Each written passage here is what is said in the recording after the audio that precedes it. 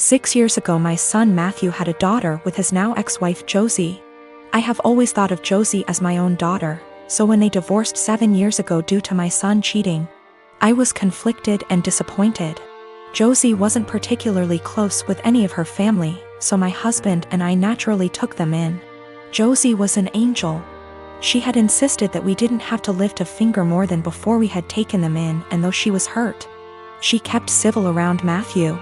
My husband and I held a huge hand in raising their daughter Ruth, because Matthew remarried less than a year later and now has a 4-year-old son after disowning Ruth. 2 years ago my husband was diagnosed with lung cancer. It was hard on everyone, especially Ruth. They were extremely close. She told him about her girlfriends and boyfriends before anyone else and has always wanted him to be the one to walk her down the aisle at her wedding. Matt rarely ever visited and didn't answer our calls, often saying that we had other kids, so it wasn't like my husband was dying lonely. Last night Matt stopped by to talk about inheritance. He never mentioned Josie nor Ruth and hinted that he thought he should get more inheritance than his siblings the entire time. My husband and I shared awkward looks until he decided to cut in. He explained that everyone would get a piece, but he'd focus more on Ruth and Bonnie, one of our other grandkids. Matt got angry and said that Ruth was just a bastard and that his son deserved more than her.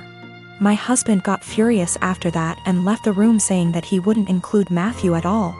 Matt yelled back and turned to me saying that Ruth wasn't worth it because she'd just grow up to be a whore like her mother.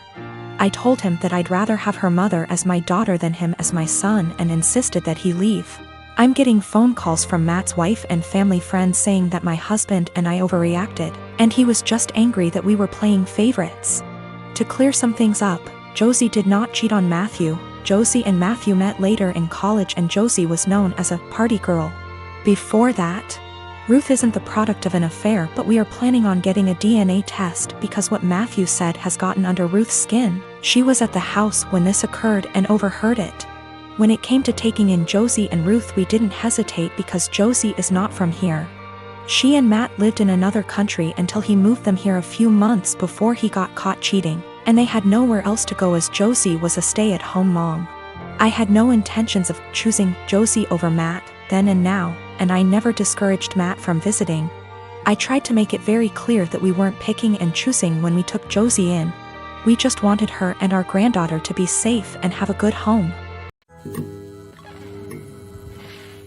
My husband, 35 years old, does not have a car. He sold his old one to help pay for his brother's wedding. I did not agree on this, but he had this car before we got together, so it's a shared property.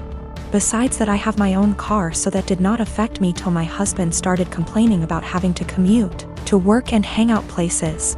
He tried to get me to let him drive my car several times, but I stood firm and put a boundary, making him understand that my car will never be driven by him. One of the reasons why is because of how bad his driving is. His brother lives out of town. My husband asked if he could drive my car to the wedding, but I refused, but not because I'm not invited. Another story for another day, because like I said, my car is off limits. He threw a fit calling me unreasonable to let him take public transportation because he can barely stand it for 10 minutes, let alone hours. I said it wasn't my problem, which irritated him but made him stop arguing about it. The day that he was supposed to travel out of town, I woke at 10 a.m. and couldn't find my car key. I went outside and couldn't find my car either. I was beyond pissed. I called him and like I expected, he took it and was on his way to the other town. I lost it and told him I gave him no permission to take it for a whole 5 days and said that if he won't turn around with it and come home, then I'd call the cops and report it missing. His response was, "You wouldn't dare do it 'cause you know what would happen." I hung up on him, then immediately called the police and told them about my situation. I did not tell them my husband took it because they'd think it's a family dispute and decide to not get involved. I just reported it missing. 2 hours later I got a call from my husband saying he was back in town and was being held at our local police station. I went to the station and talked to the cops. My husband made a scene there, swearing over and over that I gave him permission to take it and said I was acting out of jealousy and spite because he was going to attend a wedding that I was not invited to. I took my car and went home, but he had to stay a little longer. He came home in the evening and went on a rage fit about how I created an awful situation and almost caused him to miss his brother's wedding. He called me vindictive, bitter, and a lunatic to call the police on him and try to accuse him of stealing my car. He had to leave the same day to be able to be there with his family and decided to extend his stay, and he still hasn't gotten back yet. Right now his mom and brother are blasting me for what happened and calling me spiteful. I met this guy in January and he became my boyfriend in February. Comes March, the world goes down the drain and we decided to move in together for the time of the pandemic. A few weeks ago, he shows me a post where this guy is challenged to an arm wrestling competition by his GF. The guy didn't seem to have any sort of training / workout, whereas his girlfriend did. I commented he might have a surprise. My boyfriend started educating me on biology and how men are stronger than women. I told him there were way too many factors to take into consideration to make such a broad comment. I have been doing weightlifting for 2 years and my boyfriend has never seen a gym in his life, so I used us as an example. That was a big mistake. He got really defensive and condescending, and made comments like, "That's cute." I just let it go. Fast forward to yesterday. He's playing some game with his friend, online, and I can clearly hear him talk about me. Well, curiosity killed the cat. At first it's all pretty and my ego is bursting, but then he says I'm delusional because I think I'm stronger than him. Pause. Seriously? I know I'm weak, but not weaker than a girl. So later, I decide to call him on his BS. I asked him if he wanted to come work out with me the next day, this morning, so he can show me how strong he is. He accepted and I was happy because I had been dying to bring him and initiate him to something I'm passionate about. So, this morning, we went to my friend's garage. My region allows groups of 10 or less and we wipe everything. I told him we're gonna do deadlifts. It's my favorite exercise and I was already planning to test my personal best, so it was perfect. My friend was there cause he corrects my form and it's been our Sunday ritual since COVID-19. We started light and slowly worked our way up, doing the same number of reps as the other. Comes 185, his form starts to crumble, so we made him go lighter. But 185 really isn't that much for me, so I kept stacking the plates. He looked very supportive and impressed the whole time. I ended up beating my personal best at 265. I was ecstatic and so were they. When we got in the car, he was very silent. I assumed he was just tired. We got home and that's when he exploded and asked me if I was proud of myself. Apparently, I humiliated him in front of my friend. I apologized. I didn't realize he was feeling that way. He got angry and said it really changed the way he saw me, like I'm less of a woman now. He stormed to the basement. I started collecting my things. But now I'm wondering if I should have been reading between the lines and stopped at 190 or something. Or just dropped it and never suggested we work out together. I knew very well I was stronger than him, but I just had to prove it to him. My dad practically gave me up to his sister from the moment I was born. My mom died when she was giving birth to me. And my aunt told me he never recovered from that because he blamed me for her dying. It hurt a lot as a kid that at family events he would ignore my existence.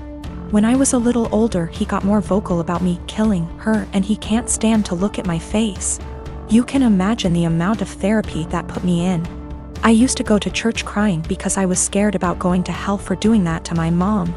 That's how much his words me up. But the shitty part was that I never stopped trying to be accepted by him. After my high school graduation, he told me to never bother him again since he legally has no obligation to me anymore, since he was sending my aunt money to take care of me. Around that time is when I finally started accepting that reality, so from there we moved on with our lives. My aunt doesn't talk to me about him. Sometimes my grandparents do, and that's how I found out he got married. They were mad he didn't invite me to their wedding, but to me it didn't matter because we're not close. But it was his wife who wanted to meet me. It's the first time ever that he wants to make contact, and it was to pretty much say she wants me on their life. She doesn't know the real reason about why we're estranged. He asked me to please not say anything, and maybe this could be a way to reconcile after all. But he was only doing it for her. That much was clear when we talked. I never said I would be. He still insisted on us meeting at their place because she really wanted to meet me. All she thinks is we were estranged for not getting along in my teenager years, going to college and losing touch because of life stuff. It pissed me off that he played it off as us just not talking for petty reasons, meanwhile the actually reason damaged me for years. I told her the truth. Everything he said to me. That he was never a parent to me, that was all my aunt. It was definitely a shock for her. The outcome was a disaster. Everyone has heard about this now. My grandmas in particular told me she understands my anger. But this was his chance finding someone since losing my mom, and now it's been put in jeopardy. My dad is devastated. They think it was going too far to ruin his marriage that way when he was willing to include me in their lives, which could have been the start of our relationship. And they say not only did I ruin that, but also possibly wrecked his marriage. She just doesn't agree at all with what he did, and it could have been avoided if I didn't say anything.